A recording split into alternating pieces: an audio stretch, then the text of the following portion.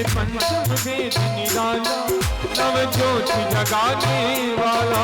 ये अमर ग्रंथ ये मुक्ति पंथ ये पंचम वेद निराला, नव ज्योति जलाने वाला। हरि नाम यही हरि ध्यान यही, हरि नाम यही हरि धाम यही, जग में मंगल की आरती, पापियों को पाप भगवान की आरती, पापियों को पाप देता।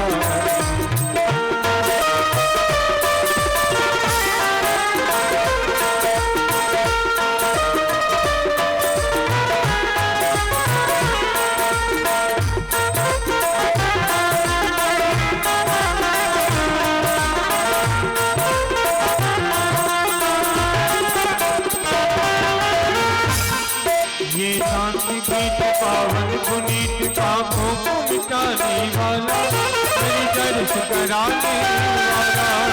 शांति वेद पावन पुनीत पापों को मिटाने वाला, आत्मा से मिलाने वाला। ये सुख करनी ये दुख हरणी, ये सुख करनी ये दुख हरणी, हे मधुसूदन की आरती, पापियों को पाप देता। भगवान की है आरती, पापियों को पाप देता।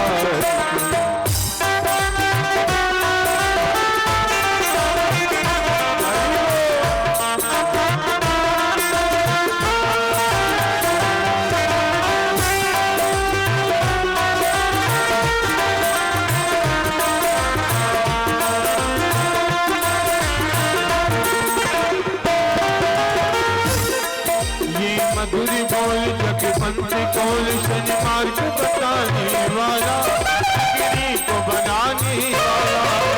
मधुर बोल जग पंथ सन्मार्ग दिखाने वाला, बिगड़ी को बनाने वाला। श्री राम यही घनश्याम यही, श्री राम यही घनश्याम यही, सबकी महिमा की आरती,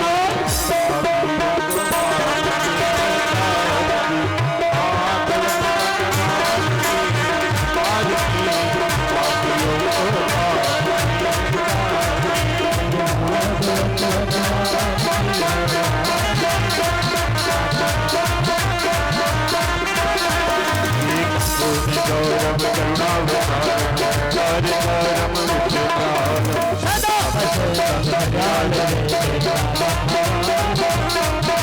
समीर माता जमता समीर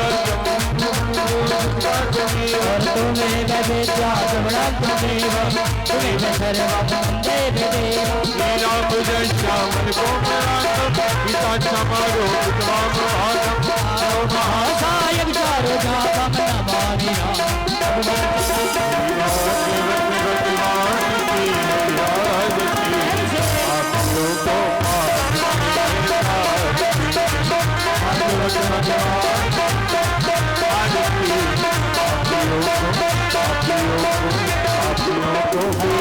हरे राम राम हरे हरे हरे कृष्णा हरे कृष्णा हरे राम राम हरे हरे कृष्णा हरे कृष्णा हरे राम राम राम हरे हरे हरे कृष्णा हरे कृष्णा हरे हरे राम हरे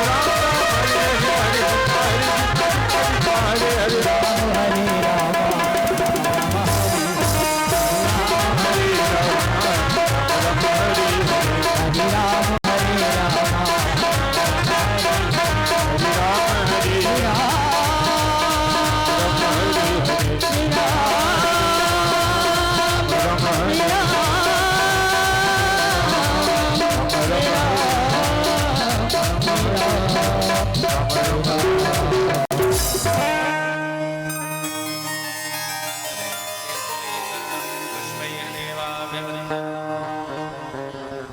कल्याणार्थे आरोग्यार्थे आत्मनिवेदनं मंत्रपुष्पाञ्जलिः नानासुगन्धपुष्पाणि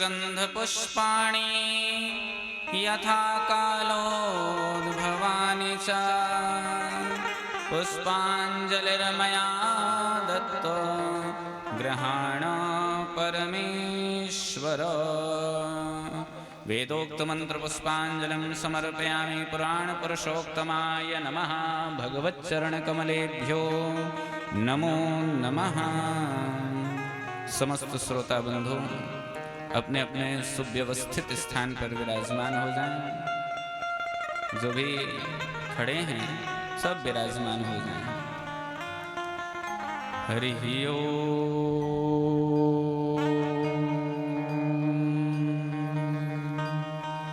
श्री गणेशाय नमः। श्री सरस्वत्यै नमः।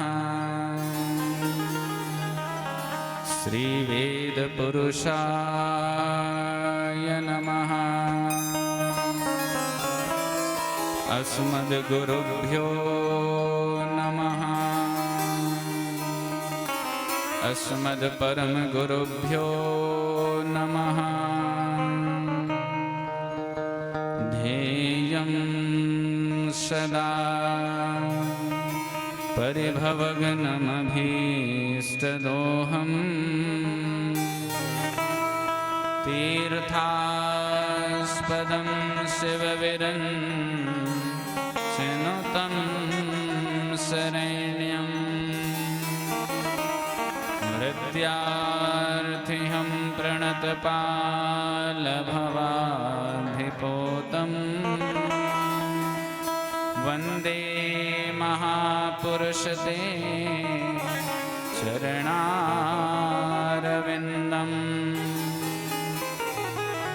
त्यक्त्वा सुदस्त्यजसुरे सितराजलक्ष्मी धर्मस्थयार्यवचसा यदिगादरेण्यम्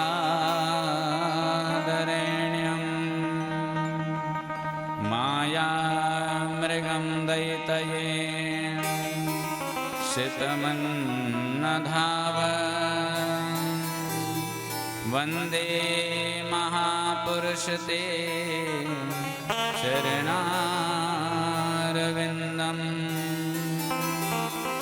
कृष्णाय वासुदेवाय हरये परमात्मने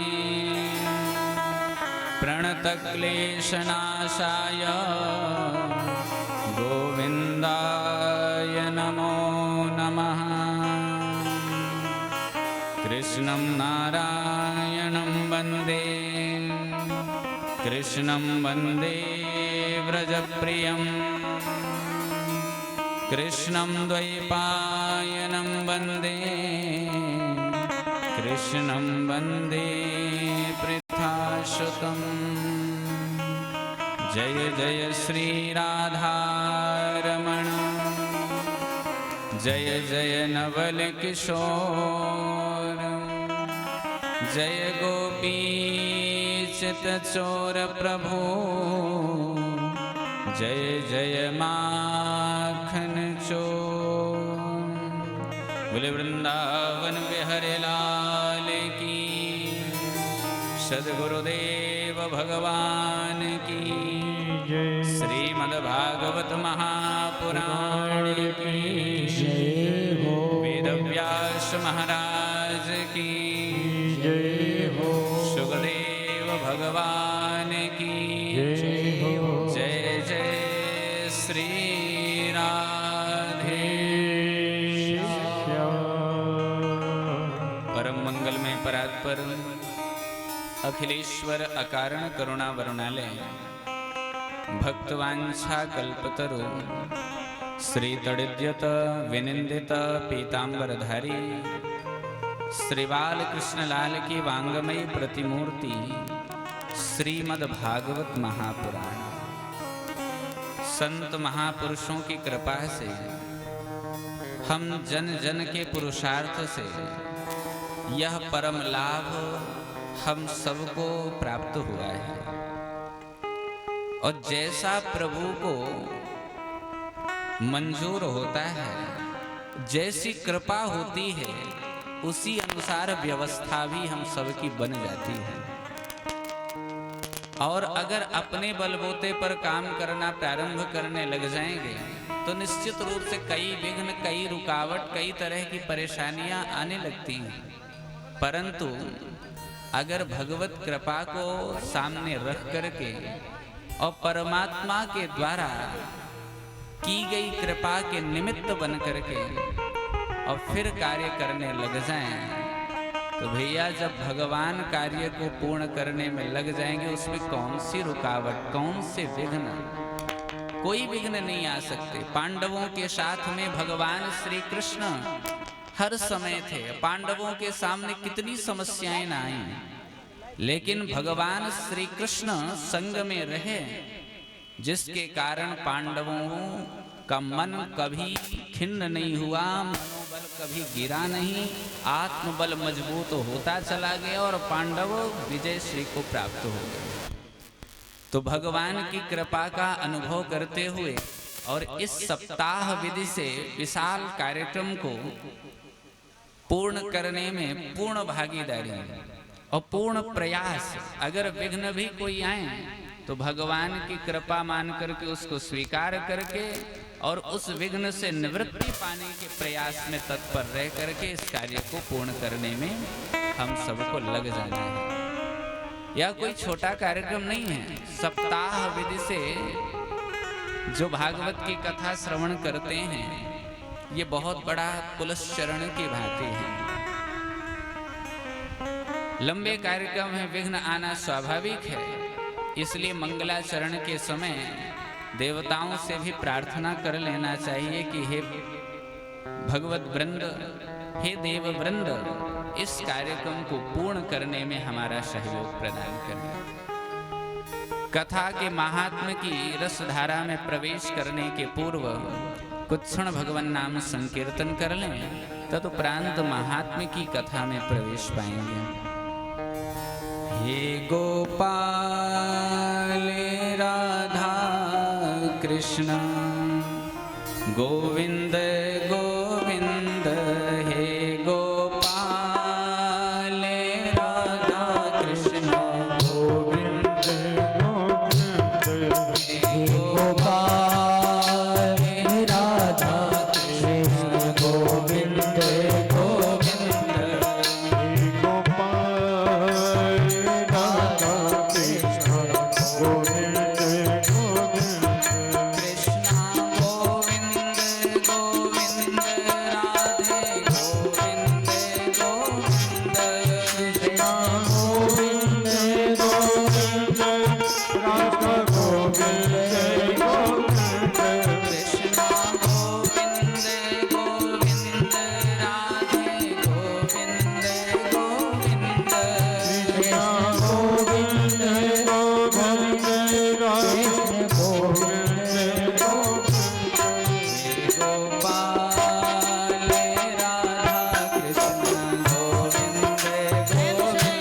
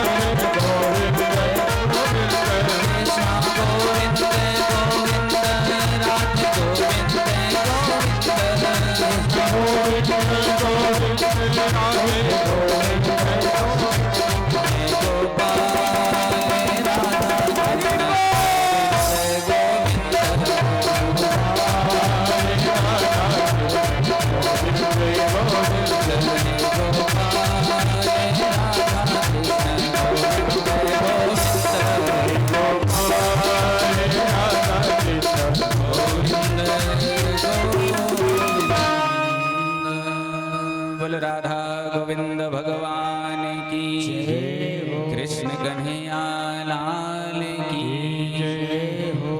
सच्चिदानंद रूपाय विश्वोत्पत्त्यादि हेतवे तापत्रय विनाशाय श्री कृष्णाय वयं नमः। भगवान का स्वरूप कैसा है? सतघन चितघन आनंद घन है। और ऐसे भगवान सच्चिदानंद स्वरूप जो समस्त विश्व का पालन, सृजन और संहरण तीनों के जो हेतु हैं, जिनकी पावन चरण शरण ग्रहण करते ही जीव के तापत्रय समाप्त हो जाते हैं, ऐसे गोविंद के पाद पद्मों में हम सब मिलकर बारंबार प्रणाम करते हैं। श्री कृष्णाय वयं नमः। महाभागवत श्री सुखदेव जी का ध्यान करते हुए नैमिषारण्य की पावन भूमि में सौनकादि 88,000 ऋषियों को सूत जी महाराज कथा सुना रहे हैं। हम भी अपने मन को वहीं लेकर के चले, जहां पर एक एक निमिष का महत्व हो उसे नैमिषारण्य कहते हैं। जहां पर एक भी समय गलत विचार हृदय में उत्पन्न ना हो, हर समय पावन विचार, पावन बुद्धि, भगवान का स्मरण चलता रहे, ऐसे भूमि को नैमिषारण्य कहते हैं। तो नैमिषारण्य की भूमि में सूत जी महाराज सौनकादि 88,000 ऋषियों को कथा सुना रहे हैं। सौनक जी महाराज बड़े हैं, वयोवृद्ध हैं, और सूत जी महाराज की अवस्था बहुत कम है, परंतु सौनक जी महाराज श्रोता बन करके बैठे हैं तो एकदम अनभिज्ञ बन जाते हैं, जैसे उन्हें कुछ आता ही ना हो। महान विद्वान वयोवृद्ध, लेकिन श्रोता बन करके बैठते हैं तो अनभिज्ञ बन जाते हैं। यही श्रोताओं के परम लक्षण है, यही विशेषता है। कथामृत रसास्वाद कुशल, भगवान का कथामृत पान करने में परम कुशल है। सुना सब सकते हैं, पर सुन पाने की क्षमता किसी किसी में होती है। तो श्रोताओं की महिमा वक्ता से भी बढ़कर के है। सौनक जी महाराज सूत जी को प्रणाम करके, नमन करके प्रश्न करते हैं। अज्ञानध्वांत विध्वंस कोटि सूर्य समप्रभ सूताख्याहि कथा सारम मम कर्ण रसायनम।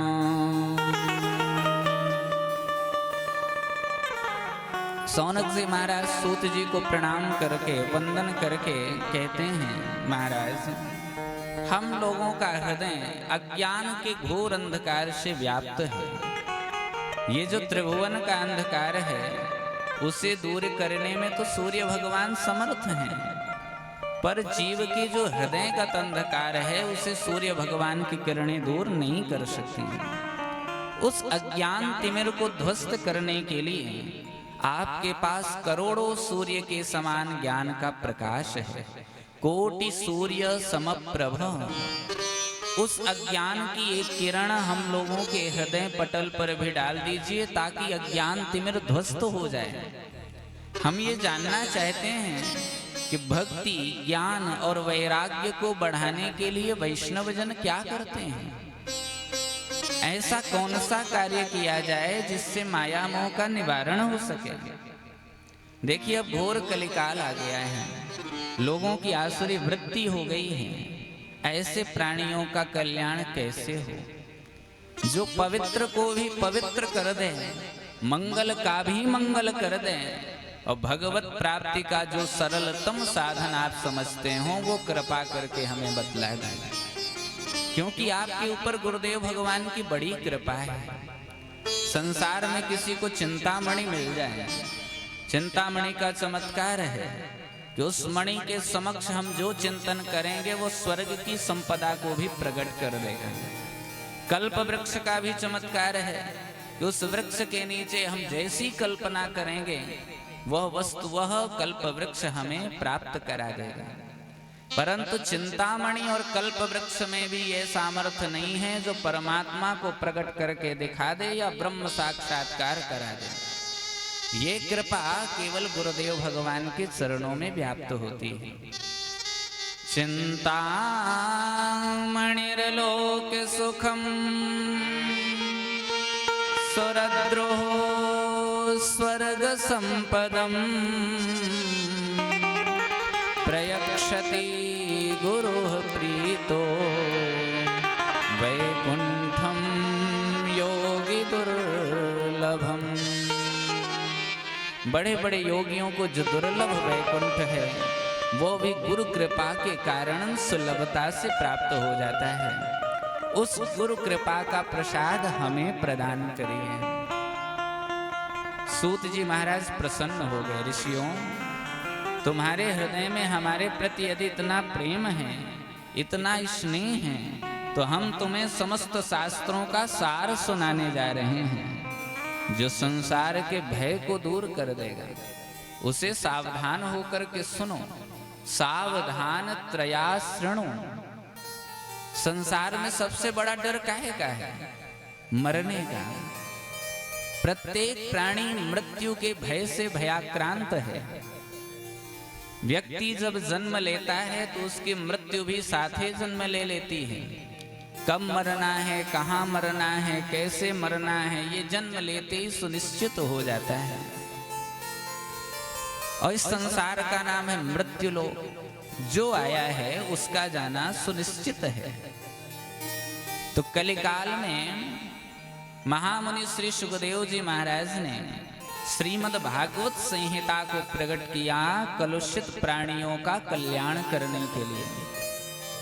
महाराज परीक्षित के सामने 7वें दिन मरने का श्राप लगा। 7 दिन में मरना है, कैसे कल्याण होगा, क्या किया जाए, क्या उपाय करें? उस समय महामुनि श्री सुखदेव जी महाराज आए, राजा परीक्षित को श्रीमद् भागवत की कथा सुनाई और राजा परीक्षित का कल्याण हो गया। लेकिन जैसे ही कथा सुनाने के लिए उद्यत हुए, देवताओं को पता चला और देवता लोग अमृत का कलश लेकर के आए। सुधा कुंभम गृहीत्वैव देवास्तत्र समागमन। देवता लोग अमृत का कलश लेकर के आते हैं। सुखदेव महाप्रभु के सामने अमृत का कलश रख दिया और कहते हैं, महाराज हमें जैसे ही पता चला कि राजा परीक्षित के सामने 7वें दिन मरने का श्राप लगा है, ये अमृत हम लेकर के आए। पिला दीजिए महाराज परीक्षित को, तो मृत्यु के भय से मुक्त हो जाएंगे और उसके बदले में हमें यह कथामृत प्रदान कर दीजिए। प्रपास्यामो वयम सर्वे श्रीमद्भागवतामृतम। हम अदला बदली करने के लिए आए हैं। हमारा अमृत आप रख लो और अपना अमृत हमें प्रदान कर दो। सुखदेव जी महाराज बड़ी जोर से हंसे और कहते हैं, अरे देवताओं, अगर तुम श्रद्धा से श्रोता बन करके आते तो ये कथा हम तुम्हें अवश्य सुनाते, लेकिन तुम सौदागर बन करके आए हो कथा का सौदा करने के लिए कि हमारा स्वर्ग का अमृत रख लो, अपना अमृत हमें प्रदान कर दो, विनिमय करने के लिए आए हो। पर देवताओं जानते हो, क्व सुधा क्व कथा लोके क्व काचः क्व मणिर्महा ब्रह्मरातो विचार्यैवं तदा देवान् जहाशः। क्व सुधा क्व कथा, कहाँ सुधा और कहाँ कथा। उपमा देते हैं, क्व काचः क्व मणि, कहाँ कांच का टुकड़ा और कहाँ लाखों की बहुमूल्य मणि। क्या कांच के टुकड़े में और मणि में मेल हो सकता है? कभी नहीं। ऐसे ही तुम्हारी जो स्वर्ग की राशि यह अमृत है, ये कांच के टुकड़े के समान है, और मेरी जो कथा है यह बहुमूल्य नहीं अमूल्य मणि है। इसलिए दोनों में मेल नहीं हो सकता। विचार करिए, एक और कथामृत है, एक और सुधामृत है, कौन सा अमृत श्रेष्ठ माना जाए? सुधामृत का क्या वैशिष्ट्य है? इस सुधामृत का वैशिष्ट्य ये है कि जो बड़े बड़े पुण्यात्मा महात्मा मृत्यु लोक से देह त्याग करके स्वर्ग में पहुंचते हैं, उन्हें यह अमृत प्राप्त होता है। और हरि के कथामृत की क्या विशेषता है?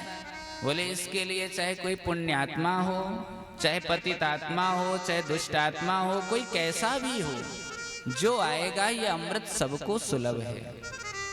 तो पहली विशेषता तो ये हो गई कि स्वर्ग का सुधामृत पक्षपात करता है और हरि का कथामृत निष्पक्ष है, अभेदवादी है।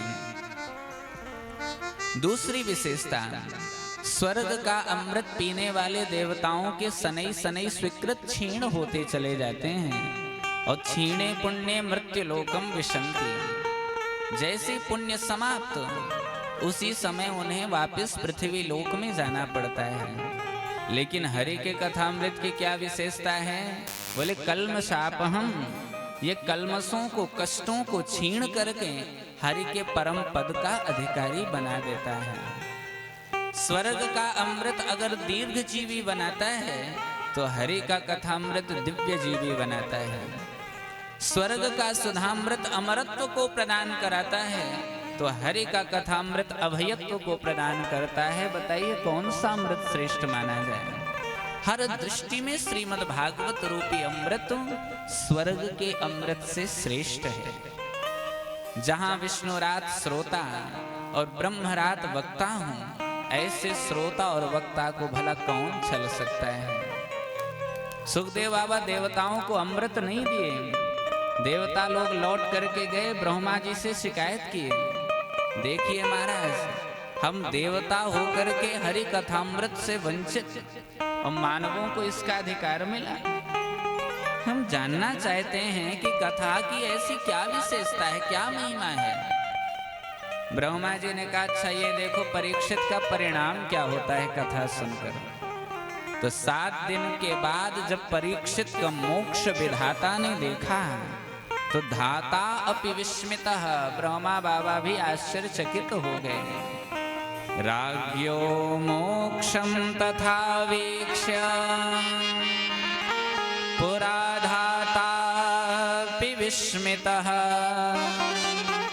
सत्यलोके तुलां बद्ध्वान् तौलयत साधनान्यजः। जैसे ही मोक्ष विधाता ने देखा तो आश्चर्ययुक्त तराजू मंगाए। तराजू के एक पड़ले पर श्रीमद् भागवत जी को रखा और दूसरे पड़ले पर अनेक धर्म शास्त्रों को रखते चले गए। और जब उठा करके देखा तो लघुन्यन्यानि जातानि गौरवेण इदं महान् तदा ऋषिगणा सर्वे विस्मयं परमं ययुः। जैसे तराजू को उठाए तो भागवत जी का पड़ला एकदम नीचे रखा रह गया, अन्य धर्म शास्त्रों को पड़ला ऊपर लटक गए। महात्माओं ने घोषणा कर दी, मेनिरे भगवद रूपम शास्त्रम भागवतम कलो। कलिकाल में श्रीमद् भागवत ही वह परम दिव्य साधन है जो कलिकाल के कलुषित प्राणियों का कल्याण करने में समर्थ है। अरे भागवत की कथा तो मुक्ति प्रदान कराने के लिए गर्जना करती है, मुक्ति दाने न गर्जती। अगर कई साधन करने के बाद मुक्ति की प्राप्त ना हो रही हो, मुक्ति प्राप्ति में शंका हो, तो उस जीव को, उस भक्त को निश्चित रूप से भागवत जी की शरणागति ग्रहण करनी चाहिए, क्योंकि भागवत की कथा जीव को मुक्ति प्रदान कराने के लिए गर्जना करती है। सौनक जी ने पूछा, भगवान ये 7 दिन में सुनने की परंपरा कैसे प्रारंभ हुई?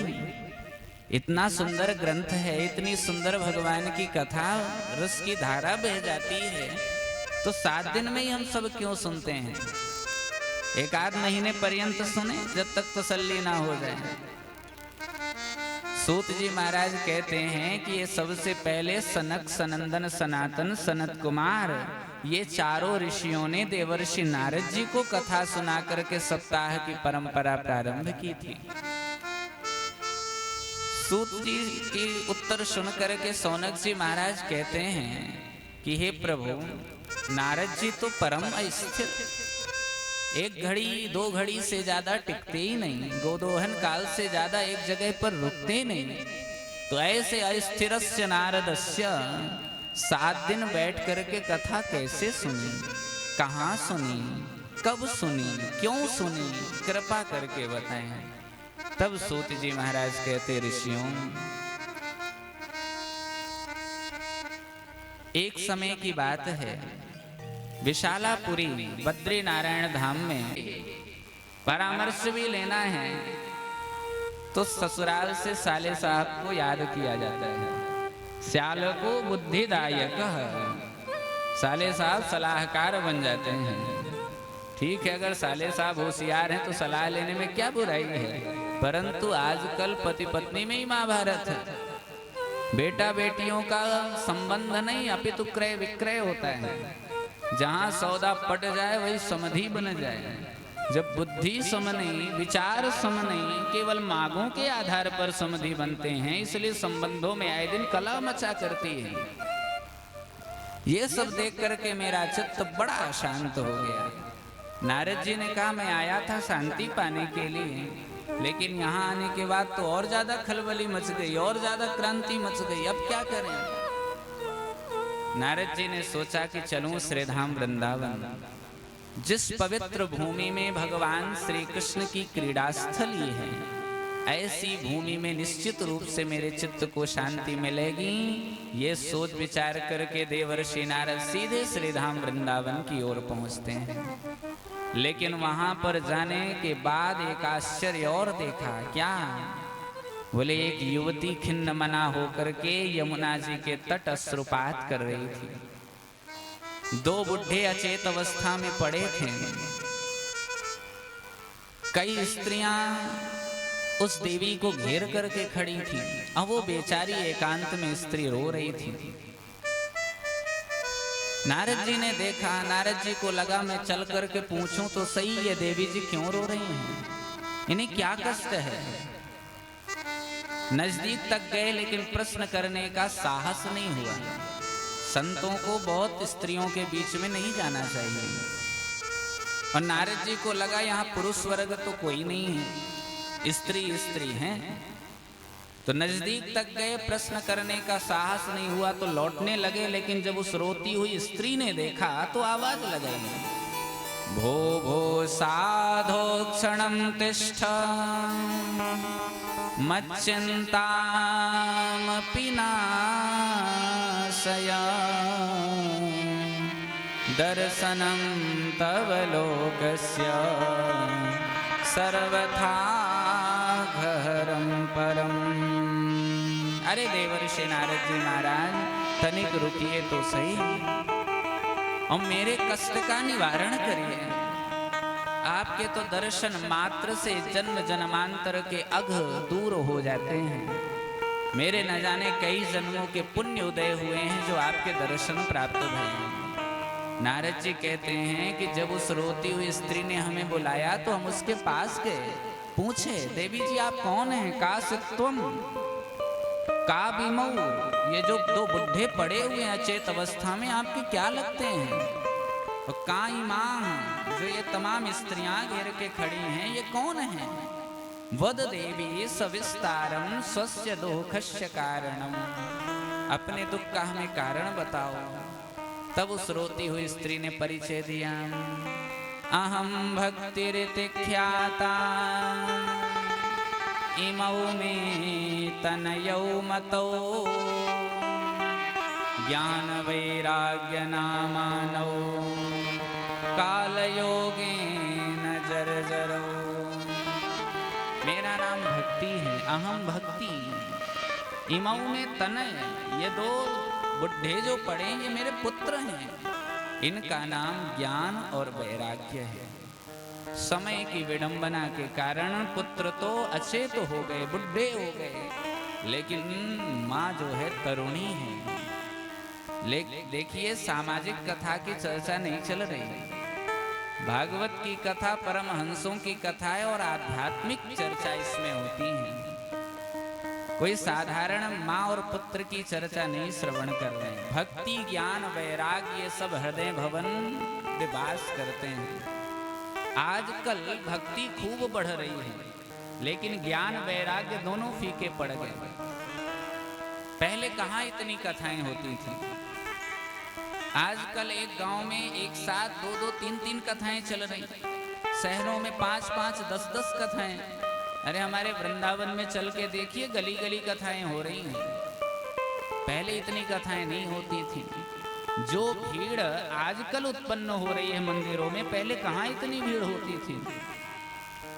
नवरात्रि के समय आप लोगों ने देखा होगा, मंदिरों में कितनी भीड़, पुलिस वाले डंडे मार रहे हैं, ठीक से दर्शन नहीं हो पा रहे हैं प्रभु की छटा का। इसका मतलब भक्ति तो उत्तरोत्तर बढ़ रही है, लेकिन ज्ञान और वैराग्य दोनों फीके पड़ गए हैं। किसी को मालूम नहीं हमारा गोत्र क्या है, हमारा प्रवर क्या है, हमारे वेद क्या है, हमारी शिखा क्या है, हमारी शाखा क्या है। विष्णु भगवान की भक्ति किए 2 महीने, लाभ नहीं मिला तो शंकर जी को पकड़ लिए। 1 महीने शंकर जी को पूजे, फिर देवी मैया को पकड़ लिए। कार्य सिद्धि नहीं हुई तो रात्रि में चादर चढ़ाने भी पहुंच जाते हैं। ज्ञान कहाँ है? और विरक्ति का भाव तो बिल्कुल भी हृदय में उत्पन्न नहीं हो रहा। कहते तेरा तुझको अर्पण क्या लागे मेरा। और भाई भाई का विरोध होता है, एक बीता जमीन के लिए दूसरे का मर्डर कर देते हैं।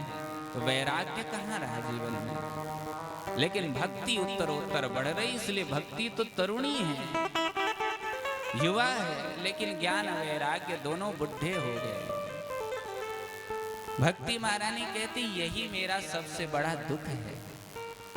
अगर मेरे बालकों की यही स्थिति रही तो इदम स्थानम परित्यज्य विदेशम गम्यते मया, मैं इस स्थान को छोड़ करके विदेश चली जाऊंगी। नारद जी ने कहा, मां आप ऐसा ना करिए। धन्य है श्रीधाम वृंदावन की पवित्र भूमि, जहां पर भक्ति का इतना सुंदर सम्मान किया जा रहा है। मैं आपके बालकों की स्थिति सुधारूंगा। और ये सब कलयुग का प्रभाव है। सतयुग, त्रेता, द्वापर में तो बड़े मस्ती के साथ में आप नहीं, लेकिन अब कलयुग है। और कलयुग में इतना सुंदर गुण, इतना सुंदर लाभ जीवों को प्राप्त हुआ है, लेकिन इसके बाद भी जीवों को अपनी गति सुधारने की फुर्सत नहीं है। यत फलम नास्ति तपसा न योगेन समाधिना, तत्फलम लभते सम्यक कलौ केशव कीर्तनात्। अन्य युगों में जो यज्ञ करने से, जो तपस्या करने से फल की प्राप्ति होती थी, जो तीर्थाटन करने से फल की प्राप्ति होती थी, जो दान करने से फल की प्राप्ति होती थी, कलयुग में केवल नाम संकीर्तन मात्र से समस्त यज्ञ तप नियम जप के फल की प्राप्ति सहज सरल रूप में हो जाती है।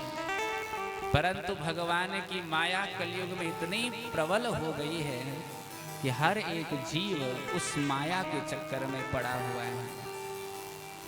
जानते सब हैं, अनुभव भी कर रहे हैं। क्या एक व्यक्ति नहीं जानता कि चोरी कर रहा हूं, पकड़ा जाऊंगा तो क्या दुर्दशा होगी, लेकिन इसके बाद भी चोरी करता है। यन मैथुनादि गृह में सुखम हि तुक्षम, कंडू यनेन करियो रिव दुख दुखम। जैसे कहीं खुजली हो रही हो, उसको खुजलाने में आनंद आता है, और बहुत देर तक खुजलाते रहेंगे तो घाव बन जाएगा, तो वही हमें पीड़ादायक भी बनता है। ऐसे ही ये माया है, ये विषय हैं, खुजली की भांति क्षणिक सुख मिलता है, लेकिन बाद में वही हमारे लिए पीड़ादायक बन जाता है। इसलिए हर एक भक्त को, हर एक साधक को जो साधना पथ पर बढ़ रहे हैं, उन्हें हर समय प्रभु से प्रार्थना करते रहना चाहिए कि हे प्रभु, ये आपकी जो माया है हमें बहुत परेशान करती है, आपके भजन में विक्षेप उत्पन्न करती है। इस माया के प्रभाव से हमें बचाइए, मुक्त करिए। एक महात्मा जी बहुत सुंदर पद गाते थे। सब जग को नहीं नचाए,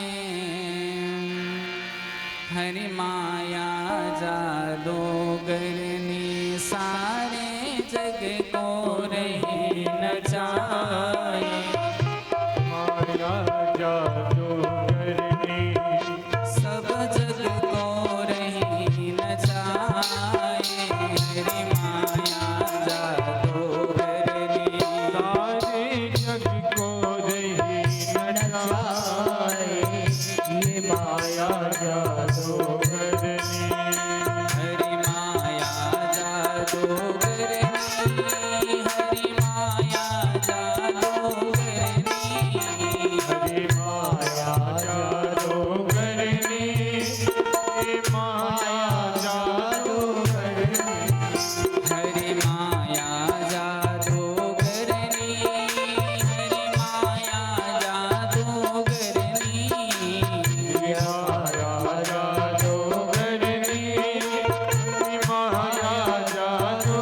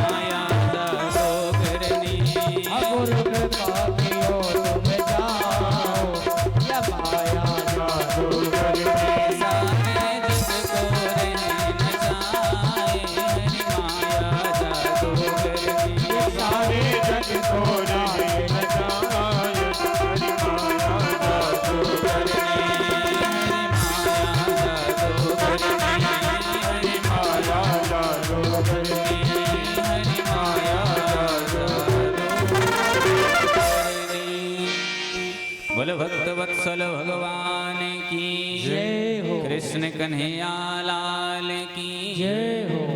देवर्षि नारद जी भक्ति महारानी को समझा रहे हैं, माँ अब कलयुग आ गया है। अब कलयुग में प्रायः जीवों की बुद्धि खराब हो गई है। कितनी भी सुंदर जीव भूमि उपजाऊ क्यों ना हो और उसमें ऊसर बीज बो दिया जाए, खराब बीज बो दिया जाए तो क्या वो निकलेगा? या ऊसर भूमि में कितना भी बढ़िया बीज बो दिया जाए तो क्या हो गएगा? ऐसे ही कलयुग में इतना सुंदर अवसर भक्तों को प्राप्त हो गया है, इसके बाद भी भक्तजन बिल्कुल भी भगवान की तरफ भक्ति प्राप्त करने के लिए अभिमुख नहीं हो पा रहे हैं। देवर्षि नारद जी कहते हैं, माँ आप चिंता मत करो, आप तो गोविंद के शरणार बिंदों का स्मरण करो, आपका जो दुख है वो भाग जाएगा। अरे जिन भगवान श्री कृष्ण ने कौरवों के कुत्सित सभा के बीच द्रौपदी की रक्षा करी, वो कृष्ण कन्हैया आज भी हमारे मध्य विराजमान है।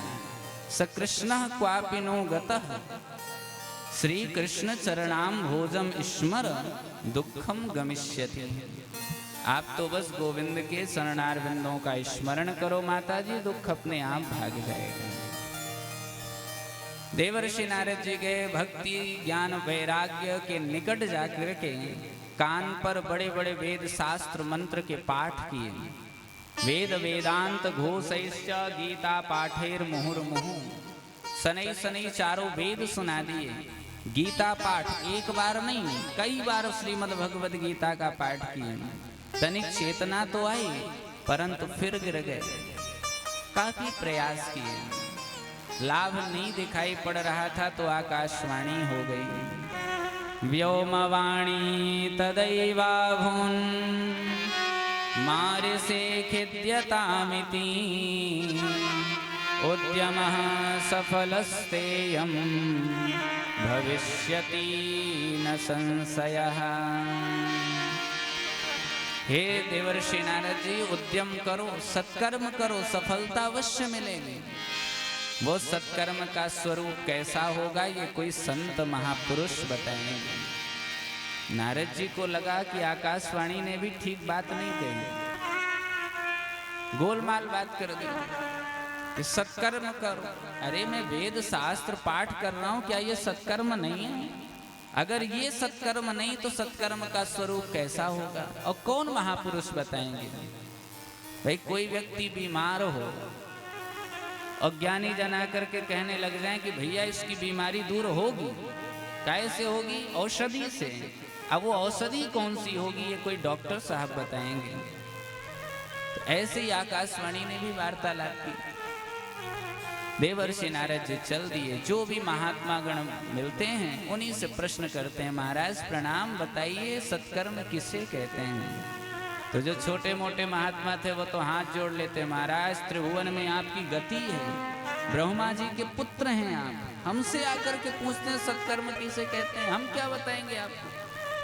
और जो बड़े बड़े नामी विख्यात महात्मा थे वो तो ये कहने लगे कि इस समय हमारा मौन व्रत चल रहा है, नियम लिए हुए हैं, जब मौन व्रत खुलेगा तब बात करेंगे। इशारे में मुंह की भूतास तथान्येतु कियंतस्तु पलायितः, कुछ दाएं बाएं हो गए, कुछ मौन व्रत लेकर के बैठ गए, लेकिन नारद जी को समुचित उत्तर देने वाला कोई नहीं मिला।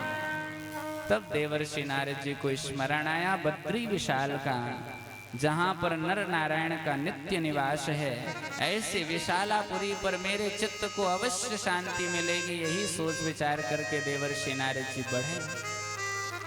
सनकादिकों से भेंट हो गई। देवर्षि नारद जी ने सारी व्यथा कथा सुनाई और कहते हैं भैया अब आप ही बताइए वो सत्कर्म कौन सा है जो आकाशवाणी ने मुझे कहा है, क्योंकि आप भी कम संत नहीं हैं। एशाम भूभंग मात्रेण द्वारपालौ हरे पुरा, श्री हरि से मिलने के लिए आप वैकुंठ गए और वहां द्वारपालों ने रोक दिया, तो टेढ़ी भ्रिकुटी करने मात्र से वो द्वारपाल 3 जन्म के लिए धरती पर आकर दैत्य बन करके डोले। अब आप बताइए वो सत्कर्म कौन सा है? आपने मेरे से समस्या पूछी, मैंने व्यथा सुनाई। सनकादिक मुस्कुरा करके कहते, देवर्षि नारद जी मात्र इतनी सी बात के लिए परेशान थे?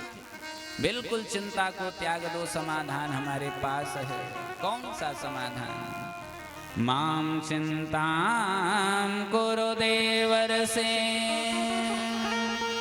हर समचित्ते समावहा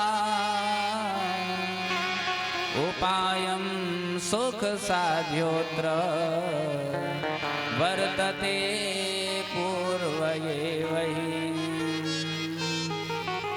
वह सत्कर्म कोई और नहीं बल्कि श्रीमद्भागवतालापः सतुगीतः सुखादिभिः। जाओ ज्ञान वैराग्य को भागवत की कथा सुनाओ, मुक्त हो जाएंगे। देवर्षि नारद जी ने कहा, भैया मैं जानता हूँ भागवत क्या है।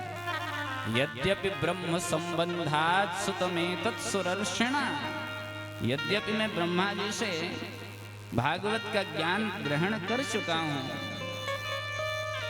भागवत में वेदों का सार ही तो समाया है, और मैंने वेद सुनाए, उपनिषद सुनाए। जब वेदों से कुछ नहीं हुआ तो वेदों के सार श्रीमद् भागवत जी से भला क्या हो जाएगा?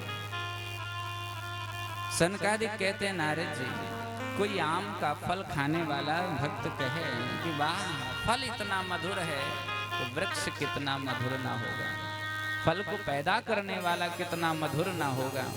और कोई फल को त्याग करके वृक्ष चबाने लग जाए तो क्या माधुर्य मिलेगा, क्या रस मिलेगा? रस का सेवन करना है तो फल को ही चखना पड़ेगा। गन्ने के रस से शक्कर बनती है, लेकिन जो मिठाइयाँ शक्कर से बन सकती हैं वो गन्ने के रस से बनने वाली नहीं। गाय के दूध से घी निकलता है, परंतु जो पूड़ियाँ घी से निकलती हैं वो गाय के दूध से निकलने वाली नहीं। ऐसे विविध दृष्टांत देवर्षि नारद जी को जब सनकादियों ने दिए तो देवर्षि नारद जी की शंका दूर हो गई और कहते, भैया अब तो हम आपके मुख से भगवतामृत श्रवण करेंगे, स्थान आप बताएं, व्यवस्था हम करेंगे। सनकादियों ने कहा, हमें तो एक ही प्यारी भूमि लगती है। कौन सी? बोल, जो हरि का द्वार हरिद्वार, ऐसे स्थान पर कथा की जाए। भाई यहाँ क्या आपत्ति है, क्या बुराई है, क्या कमी है बद्री विशाल में?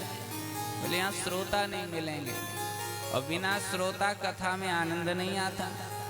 अधिकारी श्रोताओं का होना परम आवश्यक है। इसलिए तनिक ऊपर से नीचे आए हरिद्वार, और ज्यादा नीचे भी नहीं आए, क्योंकि विरक्त महात्मा सांसारियों के बीच में ज्यादा नहीं ठहरते। सनकादियों को लगा कि अगर विरक्त महात्माओं को कथा सुननी होगी तो गिरि कंदराओं में जो छिपे बैठे हैं, तपस्यारत हैं, वो तनिक बद्री विशाल की घटाओं से नीचे आ जाएंगे, और जो गृहस्थी जन हैं वो तनिक नीचे से ऊपर आ जाएंगे। मध्य की भूमि हरिद्वार, ऐसे स्थान पर अगर भागवत रूपी ज्ञान का दीप प्रज्वलित किया जाएगा तो ऊपर नीचे बाहर भीतर सर्वत्र इसका प्रकाश फैलेगा। देवर्षि नारद जी आए, गंगा जी के बालुकण में 4 व्यासपीठ बना दिए, उसी को सनकादिक व्यासपीठ समझ करके बैठ करके कथा कहनी प्रारंभ करी। भक्ति ज्ञान वैराग्य पुष्ट होकर के, समन्वित होकर के, ज्ञान वैराग्य भक्ति तीनों उस कथा में प्रकट हो जाते हैं। जैसे ही कथा प्रारंभ हुई तो भक्ति सुतौ तौ तरुणौ गृहीत्वा प्रेमैकरूपा सहसा विराशे श्रीकृष्ण गोविंद हरे मुरारे नाथेति नामानि मुहुर्वदन्ति। भक्ति ज्ञान वैराग्य पुष्ट होकर के सीधे कथा में प्रकट भय। देखिए भागवत का कनेक्शन कितना लंबा है। ज्ञान वैराग्य अचेत अवस्था में कहाँ पड़े थे? यमुना के तट वृंदावन में। कथा कहाँ प्रारंभ हुई? गंगा के तट हरिद्वार में। लेकिन जैसे ही कथा प्रारंभ हुई तो ज्ञान वैराग्य की वृद्धावस्था दूर हुई। स्पष्ट रूप से वर्णन है, भक्ति सुतौ तौ तरुणौ गृहीत्वा, तरुण अवस्था में प्रफुल्लित होकर के कथा में पहुंचे। सबके हृदय में भक्ति महारानी विराजमान हो गई। देवर्षि नारद जी बड़े प्रसन्न हुए। मैंने जो वचन दिया था मेरा आज वो वचन पूर्ण हो गया।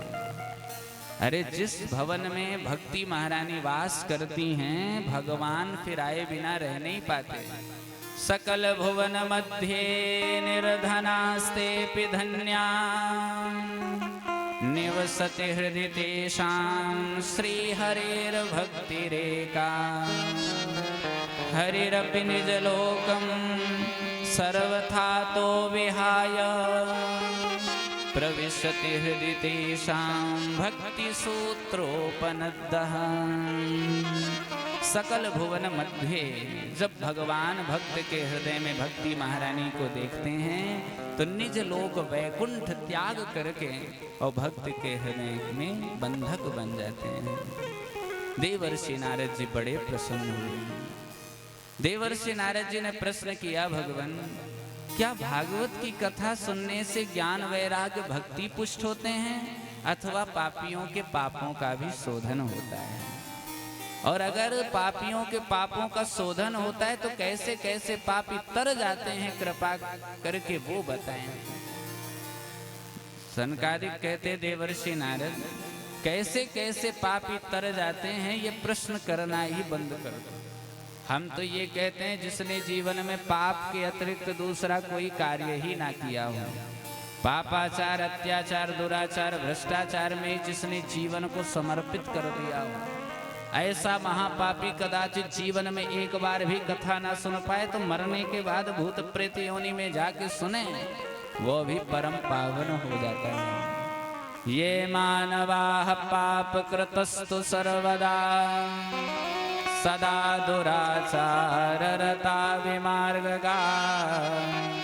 क्रोधाग्निदग्धा कुटिलाश्च कामिना सप्ताह यज्ञेन कलौ पुनन्ति ते। मरने के बाद अगर उसने कथा का अनुसरण कर लिया तो उसका जीवन धन्य हो जाएगा, गति सुधर जाएगी, भगवान के चरणों का अधिकारी वह जीवात्मा हो जाएगा। देवर्षि नारद जी ने कहा, भगवान क्या आज तक ऐसा हुआ है? तब सनकादियों ने गोकर्णोपाख्यान सुनाया। आज प्रथम दिवस है, हम सब महात्मा की चर्चा महात्मा की कथा श्रवण कर रहे हैं। भागवत की कथा बहुत लंबी चौड़ी है, परमहंसों की संहिता है, 18,000 श्लोक हैं, 335 अध्याय हैं, 12 स्कंद हैं। और उस विशाल ग्रंथ की चर्चा सुन रहे हैं। अब इसका महात्म्य क्या है वो तनिक श्रवण करने का हम सब ने प्रयास किया। पहला महात्म्य सुनने को मिला कि भक्ति ज्ञान वैराग्य हृदय में पुष्ट हो जाते हैं। कल आज सबको गोकर्णोपाख्यान के माध्यम से महात्म्य की चर्चा श्रवण कराएंगे और कथा का मंगलाचरण करके कथा की धारा में प्रवेश पाएंगे। आज कलश यात्रा हुई, जैसा भीषण ताप था सबके मन में उल्लास उत्साह और नंगे पैर सब कलश यात्रा में गए। यही तो भक्ति की प्राथमिकता है, भक्ति का प्रभाव है। तो सब श्रोतागण थक भी गए होंगे, एकादशी भी है तो उसका भी कुछ प्रभाव होगा, ठीक से भोजन नहीं होगा, कई लोग व्रत होंगे। कल द्वितीय दिवस रहेगा, प्रातः कालीन 6:30 बजे से मूल पाठ प्रारंभ करेंगे। व्यवस्थापक भी ध्यान रखें समय का, 6:30 मूल पाठ प्रारंभ, 8 बजे से पूजन आवाहित देवताओं का और 11:30 बजे तक पाठ चलेगा। द्वितीय सत्र में 2:30 बजे से संगीतज्ञ जो अपनी सहभागिता निभा रहे हैं कथा में ये विराजमान हो जाएंगे मंच में और ठीक 3 बजे से कथा प्रारंभ हो जाएगी और जैसी भगवत इच्छा भगवत आज्ञा रहेगी उस अनुसार कथा को कहने का हम प्रयास करेंगे। आज सबको खूब आनंद आएगा। आइए भगवान नाम संकीर्तन करके प्रथम दिवस की विश्राम आरती करके और कल द्वितीय दिवस के लिए तत्पर रहते हुए हम सब प्रसाद लेकर के अपने अपने घर को, अपने अपने कार्य को करने के लिए प्रस्थान करेंगे। श्री राधे गोविंदा मन भजले हरि का प्यारा नाम है। श्री राधे गोविंदा मन भजले हरि का प्यारा नाम है। गोपाला हरि का प्यारा नाम है। नंदलाला हरि का प्यारा नाम है।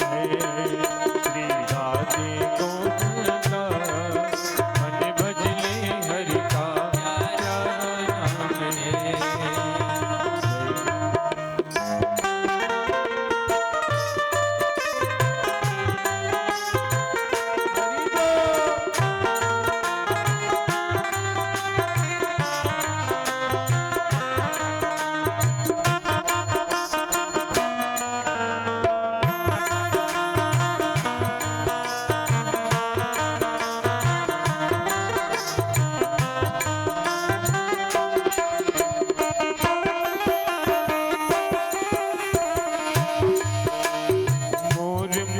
सिर गल बनमाला केसर तिलक लगाए हैं।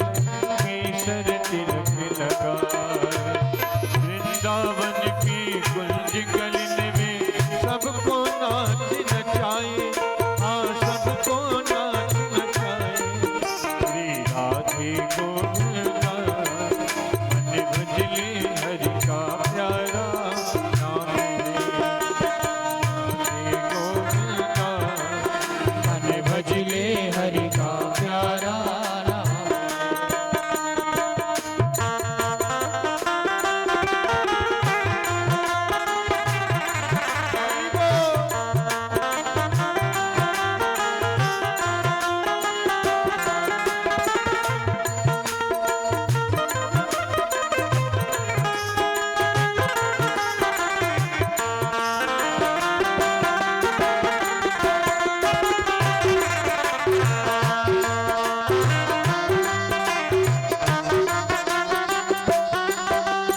गिरिधर नागर कहती मीरा शोर को श्यामल भाया।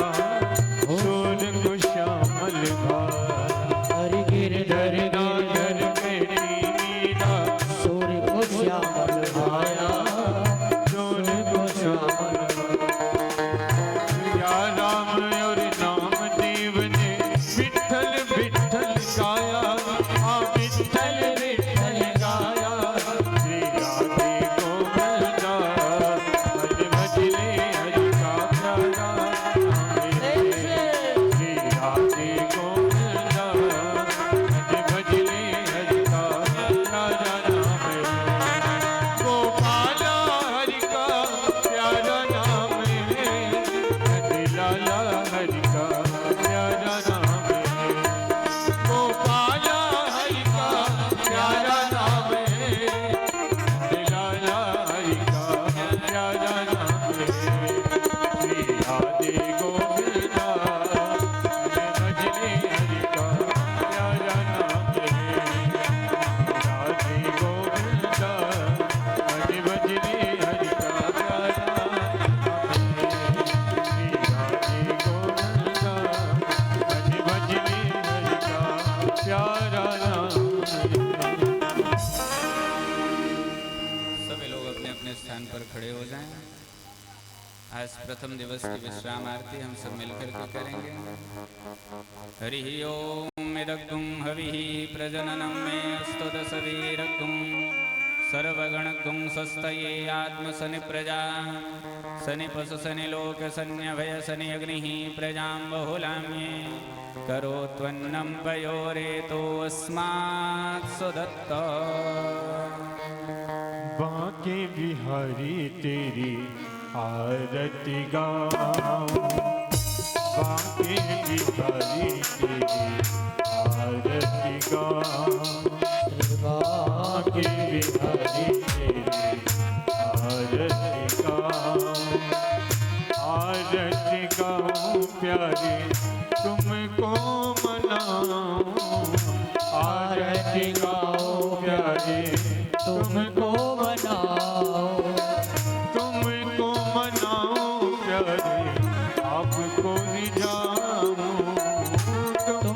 मनाओ प्यारे आपको रिझाओ।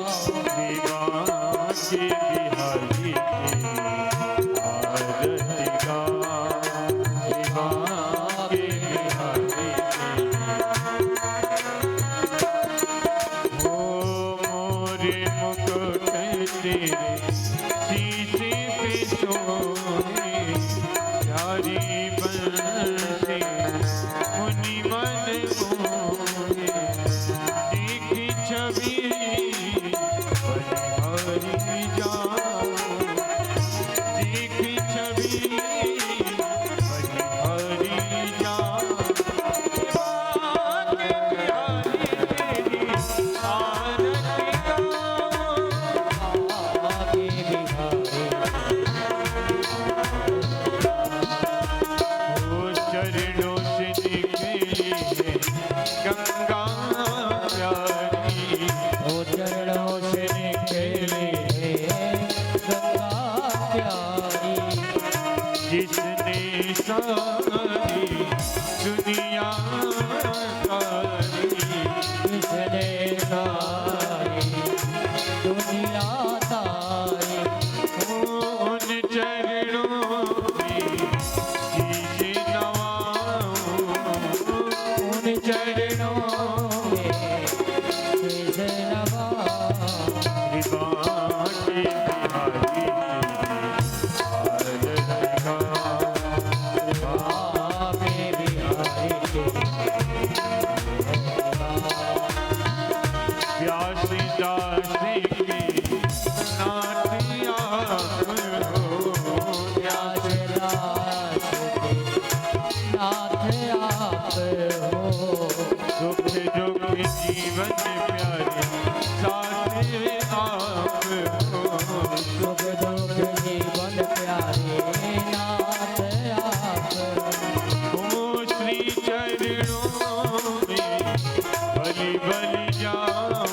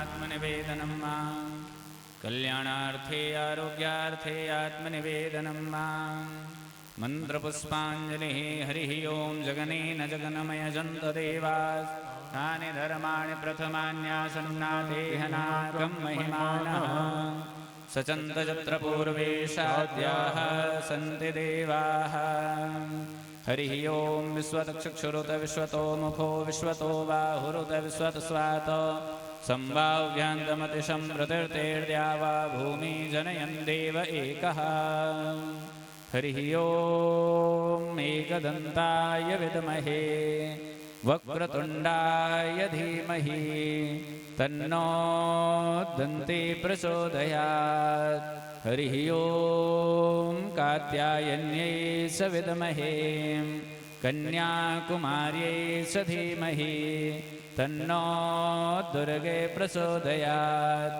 हरिः ओं नारायणाय विद्महे वासुदेवाय धीमहि तन्नो श्रीविष्णुः प्रचोदयात् हरिः ओं महालक्ष्मी च विद्महे विष्णुपत्न्यै च धीमहि तन्नो श्रीलक्ष्मी प्रचोदयात् सेवन्ति कावकुलचम्पटपाकलाब्जे पुण्णागजातकरवीररसालपुष्पै बिल्वप्रवालतुलसीदलमञ्जरीभिः त्वां पूजयामि जगदीश्वर मे प्रसीद नानासुगन्धिपुष्पाणि यथा कालोद्भवानि च पुष्पाञ्जलिर्मया दत्त गृहाण परमेश्वर सुमनसुगन्धित सुमनलया सुमनसुगन्धि सुवा पुष्पांजलि अर्पण करूं नाथ करो स्वीकार वेदोक्त मंत्र पुष्पांजलिं समर्पयामि पुराण पुरुषोत्तमाय नमः यानि कानि च पापानि जन्मान्तरकृतानि च तानि सर्वाणि नश्यन्तो प्रदक्षिणपदे पदे नमः सर्वहितार्थाय जगदाधार हेतवे साष्टांगोऽयं प्रणामस्तो प्रयत्नेन मया कृता बोले नारायण भगवान की बांके बिहारी लाल की अयोध्या धाम की राजा रामचंद्र भगवान की काशी विश्वनाथ भगवान की श्रीमद्भागवत महापुराण की जय जय श्री राधे जय जय श्री राधे जय जय श्री राधे श्याम। कल समय का सभी ध्यान रखेंगे। ठीक 3 बजे से कथा को प्रारंभ करेंगे और 7 बजे तक निरंतर कथा सुचारू रूप से